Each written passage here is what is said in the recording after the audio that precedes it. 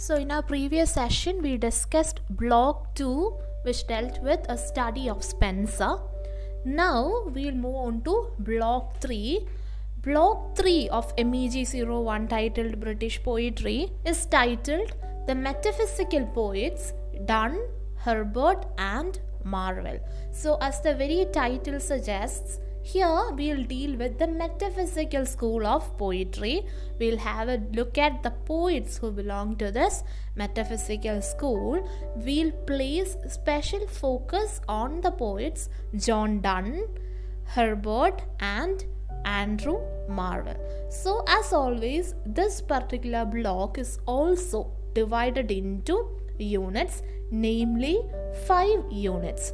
Units 12 to 16.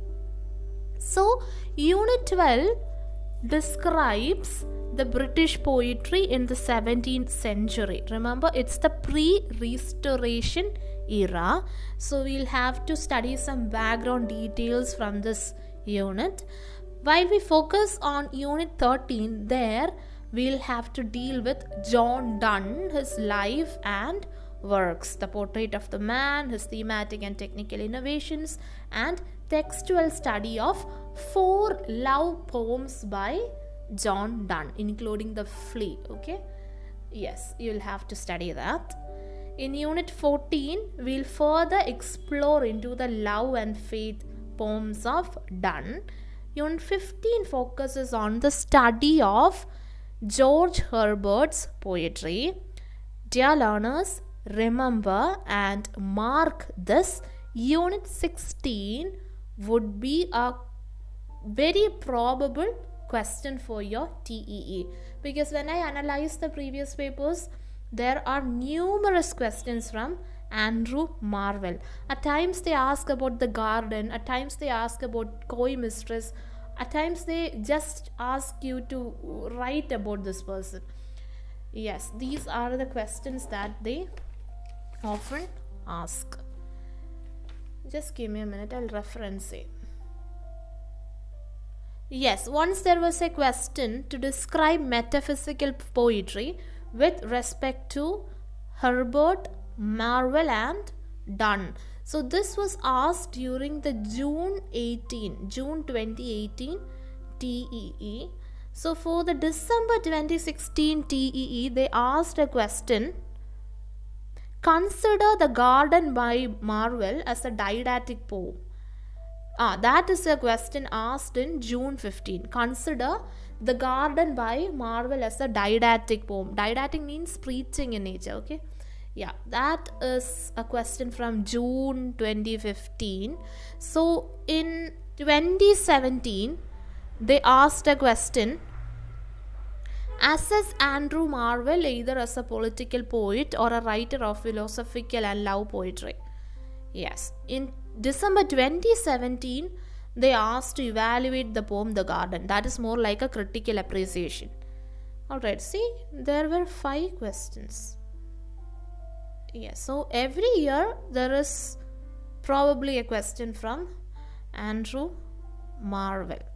So just keep that in mind, and towards the end of this session, we'll discuss the other important questions from this block. Remember, there is an appendix on page number 136 where you can see all the poems mentioned here in the textbook. Poems of Donne, poems of Herbert and Andrew Marvell's poems on page number 144. Supplementary reading materials are mentioned, page numbers 149, 151. These are not mandatory because there won't be questions as such from there, but if there is a general question like the question that we discussed in the TEE question paper, refer to my previous question paper analysis video. There we saw how a general question was asked from Spenser. It is there that we can make use of the supplementary reading. If you are a studious person, if you are really into literature, not just for passing the TEE, because most of you must be here just to have a post-graduation degree from IGNOU, right? So if there is anybody who's beyond that, like if you are seriously interested in literature, if you seriously want to know more about it, if you seriously want to score well for the examination, then you can read and mark points from these supplementary materials and make use of them in your critical appreciation of the poems. Do I make sense to you? I suppose yes. Thank you for your response. So, do you know what Dr. Johnson commented upon this metaphysical group of poetry? It is something that we studied during the BA days as well. That is, according to Dr. Johnson, metaphysical poetry is the most heterogeneous ideas yoked by violence together. If you can remember, this will be great. So he was kind of against the metaphysical poets, and such remarks are found in his work Life of Cavalier. Okay, the 19th century totally ignored metaphysicals, we can say that. Coleridge to some extent found the prosodic features of Donne's poetry superior to Dryden and Pope. So all these are mentioned on page number 6. I hope you see that. Coleridge's tone is generally dismissive of metaphysical poetry. So we can say that most other 19th century critics in one way or the other echoed Johnson. That is, they were against or they were not in favor of the metaphysical poetry. So when did actually there came interest with respect to metaphysical school? The interest in this metaphysical school of poetry was revived in the 20th century by the modernist writers. Who were the modernist writers? When we think about modernism, the first writer that comes to our mind is the author of Wasteland. Yes, thank you, Arun Reshma and others. T.S. Eliot, alright, and his Wasteland. So you can have a detailed reading on all such things from the introductory session. Let's now waste no time and move on to Unit 12 of Block 3, titled Poetry and Society in the 17th Century. Remember, it is the pre-Restoration era. If you haven't read on Restoration, make sure that you go refer to the session we had on Spencer and his background. There we have elaborated on Restoration, Renaissance and others. So in this particular unit, you will get a comprehensive idea of the complicated British society, its political, religious, scientific, aesthetic and philosophic characters, especially in the period of discussion. So as you can see, it's a lengthy unit. So I would like to mention some key aspects with respect to the events mentioned here. So firstly, the 30 Years' War. So this happened between 1618 and 1648. Who were the key fighters in this war? If you don't remember, it's basically France, Germany and Spain. Remember, this was a war between two groups. It is of religious significance because it was between the Catholics and Protestants. That is, it was between two sets of Christian groups, that is the Catholics and Protestants. If you don't remember, do refer to the textbooks on history of English language and literature that you have already studied for your BA. Those who have not done BA may refer to the reading material suggested as part of Block 1. One thing to note is that the key fighters were France, Germany and Spain. So where was British? Their involvement was very much limited because the continent, as I mentioned, was divided into the Catholics, that is France and Poland, and Protestants. Protestants include Holland, Scandinavia. We can also say that England then belonged to the Protestant sector. So who won the war? Was that the Protestants or the Catholics? Any idea? None of them won the war. So So the faith of the people in religion was greatly shaken by this religious war. The result was that none of them were victorious. Ultimately, this war came to an end in the Peace of Westphalia. That's also a historical event. We don't have time to explain that. You better read the historical materials that you have with you. Alright, so if we look at the cultural background, we must say that the ascension of Charles I in the year 1625 increased the aesthetic activities, especially visual arts gained more prominence during the era of Charles I, because he simply spent a lot of money for that matter.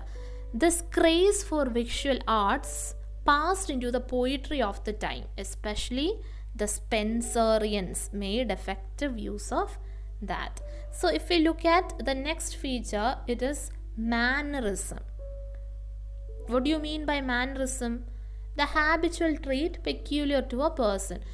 The mannerism by Dhanasri, or is it Dhanyasri? So Dhanyasri's mannerism would totally be different from the mannerism of Lakshmi or Reshma or Neelima for that matter. Similarly, it also implies an excessive use of a distinctive manner in literature. So in the context of the 17th century literature, what does manners mean? It means a particular trait of the period that has made use of overmuch. That has been made use of overmuch. Yes. The metaphysical poets are fond of using witty and ingenious analogies. Analogies means comparisons. Such analogies in metaphysical poetry is often expressed through conceits. What do you mean by the term conceit? We have studied John Donne's poetry as part of BA courses. Yes, there you must have heard of conceit. A metaphorical conceit. It is an extended metaphor that makes an outstretched comparison, far and wide comparison. For example, you must have studied a valediction forbidding mourning, right? Have you studied that? Don't say no, because you have studied that. Yes. Yeah. So there you studied a conceit. Do you remember what exactly was that? I wish somebody answers. 2 legs of something. Exactly, Reshma. Compass. Yes, thank you. And very good. So, there he uses the metaphor of a compass to explain how Donne and his wife are connected even when apart. So, we'll once again study this poem in this blog. Valediction forbidding mourning. There we'll further explain on this aspect. Now comes the Baroque, the next characteristic. So one interesting thing is that this very term is derived from the Spanish and Portuguese name for a pearl that is rough and irregular in shape. So in a way we can say that it has become a pet word for art historians in their description of a style of architecture, sculpture and painting in Italy. When was this? During the 16th and 17th century. So gradually later it got spread to Germany and other countries in Europe as well. So in literature this got applied. So the elaborately formal and elaborate style in verse used in literature got to be known as the Baroque style. That is, there we can see the use of complex forms, bold ornamentations, juxtaposition of contrasting elements, etc. Yes, you can read more about it there. Some verse passages in Paradise Lost, then De Quincey's Confessions of English Opium Eater, etc. employ Baroque style that is mentioned. Now, another important event that happened is the Astronomical Revolution. You must have heard about Copernicus, Galileo, Kepler, Isaac Newton, etc. Obviously, all of us know who these people are. So, how do you place them in this background of metaphysical poets? It was during this era that the scientists mentioned gave their contributions to the period. For example, Copernicus, he wrote a book titled Revolutions of the Heavenly Bodies. So this book was concerned with the revolution of planets. Alright, so he discovered that the earth has two sorts of motions, that is diurnal and annual motion. So you can read about such aspects. Now comes Brahe. So he holds that the sun and the moon go around the earth, but the planets go around the sun. That observation was made by him. What did Kepler do? He found 3 laws to describe the motions of the planet. Actually, he worked on the theory of Copernicus for that matter. Now comes Galileo. We all know that he invented something. What did he invent? Yes, very correct. Thank you. Yes, so he invented the telescope. You all know about him, so no mention required. Isaac Newton.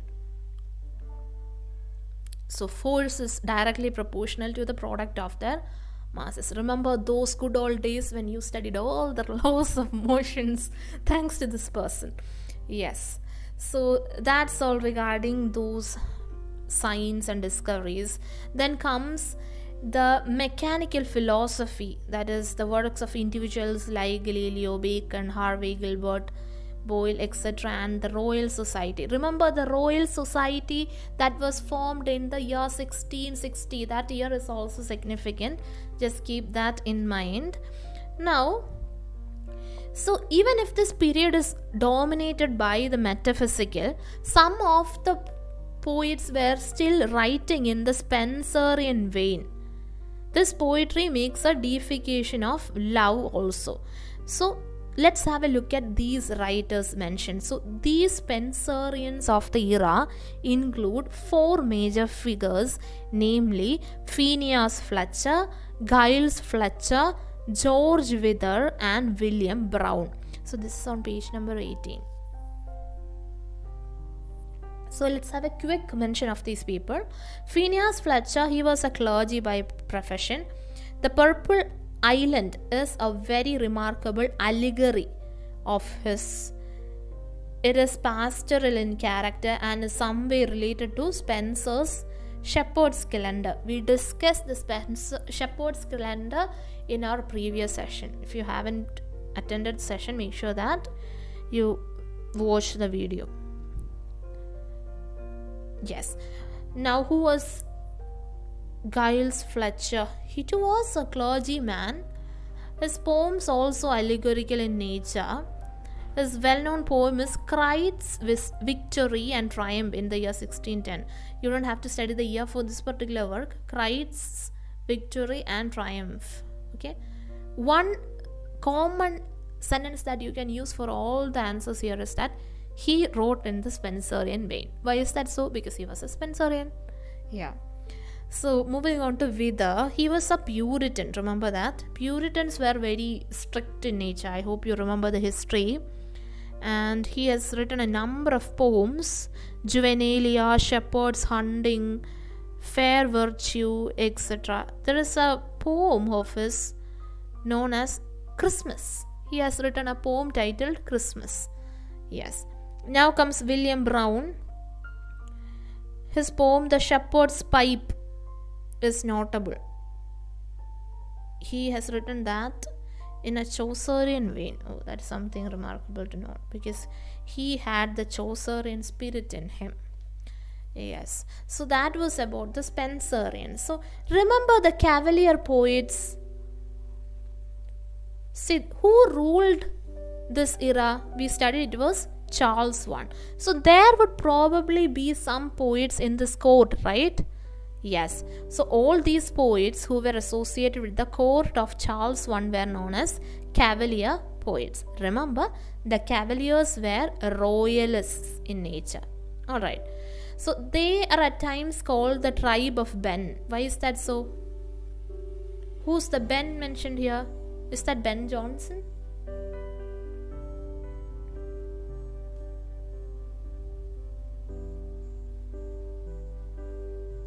Yes, it is. Okay. So they are considered as if the followers of Ben Jonson for that matter. Cavalier poets fashioned their poetry after Ben Jonson. Yes. So let's have a quick mention regarding the characteristics of the poetry written by the Cavalier poets. They wrote smooth, conventional, rhythmic verse. Okay. Sometimes they imitated the highly intellectual metaphysicals as well. Yes. Now let's move on to the important Cavalier poets, namely Robert Herrick, Thomas Cario, Sir John Suckling, and Richard Lovelace. So in this particular unit, you will have to study a lot of names, I understand. But remember, you have already studied all these names as part of BA. So all you need to do is just to brush up your memory or your ideas. So one ideal way to do so is to make notes. By notes, I am not referring to the entire write-up, but just make notes of the main headings probably. Like for example, the Cavalier poets. Then you can write 1, 2, 3, 4, Herrick, Herbert. Likewise, you can write. Okay, that would be a tip that I would advise you to do. Let's have a quick mention regarding these 4 Cavalier poets. That is Robert Herrick, a Cavalier and a metaphysical poet in nature. Then he was a country parson by profession. He was never married. Hence, none of his poems addressed any specific woman. Unlike the other poets of the time, his poetry never addressed a particular lady. Okay, so he wrote over about 2500, which means 2500 poems, and half of these poems appear in his collection of poems titled Hesperides. It was written in 1648. Okay, so it included elegies, epitaphs, epigrams, hymns, etc. So if you read the study material, there you can see that he employs the carpe diem theme or carpe diem philosophy. What do you mean by the carpe diem philosophy? Have you heard of the philosophy seize the day, enjoy when you can kind of thing? Yes, that is the carpe diem philosophy. So the poems written by Herrick include To Daffodils, to Violets, to Electra, to Denime, etc. So these are mentioned. Please make sure that you read when you get time. Moving on to Thomas Cario. Yes, Rekha's explanation is correct. Yes, thank you. So moving on to Thomas Cario. Cario was also a metaphysical Cavalier in nature. He admired 2 writers who were there, Jonson and Donne. So he was the master of game of love. Many poems of his were addressed to his mistress. Who was his mistress? There is a name given, Celia. Celia.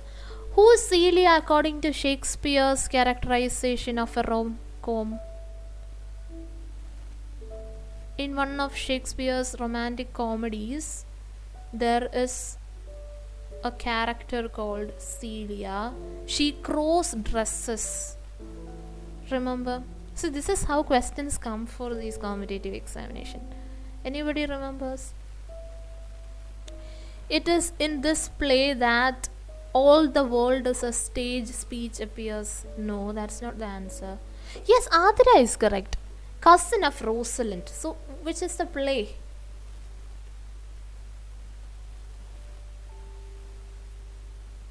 As You Like It. Yes, correct. Zephania, yes, correct. Yeah. Alright, that was, a trivia in between. Let's move on to what we were discussing. Yes, the poems of Cario include a rupture to Ben Jonson, elegy for John Donne, etc. Alright, yes.